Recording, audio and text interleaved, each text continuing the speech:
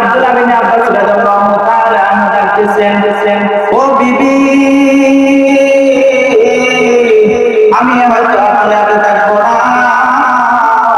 আমি অল্প কিছুদিনের মধ্যে বিদায় নেব। ও বিবি, আমাকে আমি দুইটা তোমাকে ওসিয়ত করে যাই, এই দুইটা ওসিয়ত তুমি আমার কথা পালন করবা। বিবি বলতেছে, অবশ্যই অবশ্যই স্বামী গো, আপনার ওসিয়ত দুইটা কি সেটা আপনি আগে বলেন।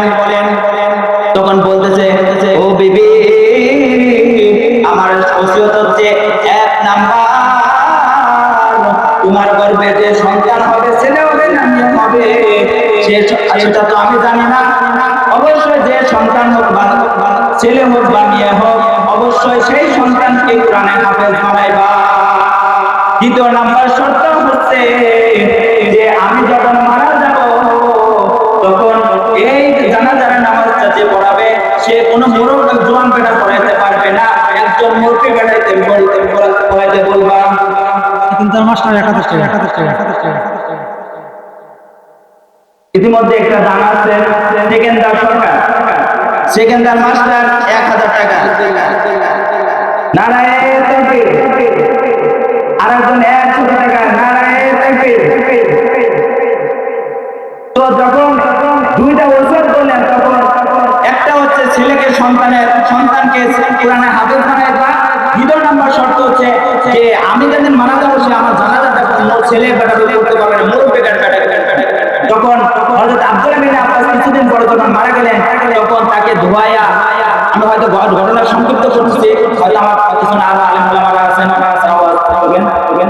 তো যখন তাকে ধোয়ায়া হাঁটনিতে রাখা হয়েছে, জানাজার ময়দানে নিয়ে আসা হয়েছে, তখন হযরত আব্দুল্লাহ বিন আব্বাস রাদিয়াল্লাহু তাআলা আনহুর লাশ বরাবর একটা পাখি নামে আসতেছেন যে জানাজার কাতারে সীমাবদ্ধ হয়েছেন যখন সবাই, তখন একটি লাশ বরাবর যখন একটি পাখি নেমে আসতেছেন, তখন দেখবেন গ্রামে যদি কোনো বাড়িতে আগুন লাগে, তখন ওই আগুন কিভাবে লাগছে এটা নিয়ে ব্যস্ত থাকে, আগুন নিভানোর কাজে ব্যস্ত থাকে না।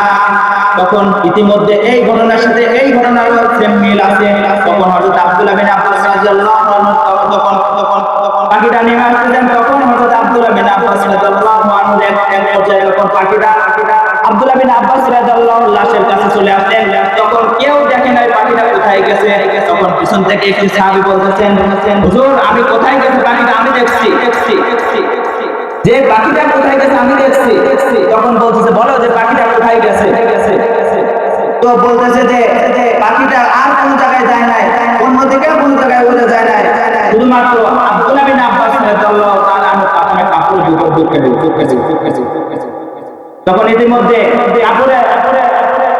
কাপড়ে যে মোড়ানো থাকে, যখন এটা খুলছে, তখন হযরত আব্দুল্লাহ বিন আব্বাস রাদিয়াল্লাহু তাআলা আনহু